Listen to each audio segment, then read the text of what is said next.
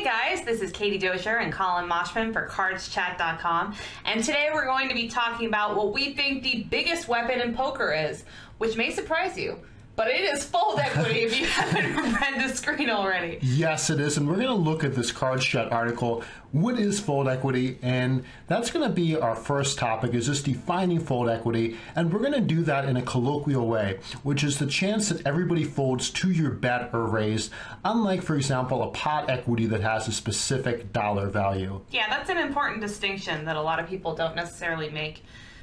And you know, how important is it? Well, it's the biggest weapon in poker, so you know, so it's pretty important, right?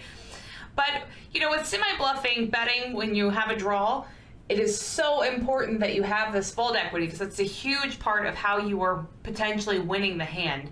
And so that's a big part of why it's important as an aggressive player to be thinking about fold equity and using it to your advantage as much as possible. Right, so you don't just have to hit your draw, your opponent can fold.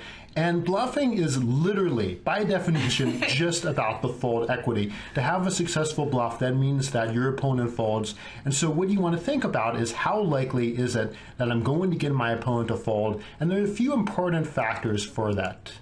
That's true. One, if you're watching a Hollywood movie, is that how cool you look, because they're a lot more likely to fold if you look cool. Yeah, definitely. All right, but seriously, opponent type is super important. So if you're up against the type of player that just doesn't like folding and is going to be a calling station, then that's probably not a good person to try to bluff as frequently. And then, of course, if you've been super active at the table, which, Collin, is always the case for you, right? Always the case with you, then your bluffs just are going to tend to be less successful because you're going to have decreased fold equity because of the image that the other players have of you. And then equally as important, I would say, is the board texture. If the board is super wet, then in general, you're going to have less fold equity because there's just more out there that the other player can have. And bet sizing, of course. If you bet one chip into a pot of 25 million, even if the person has 4 high, they're probably going to call you. But if you give the person poor pot odds, then it's a lot more likely you get that fold. That doesn't mean that you want to just always maximize that, but of course it's something important to keep in mind. Definitely, and we're going to look at an example now, putting several of these factors together. So let's take a look at that. And here we have up 9 for a suited.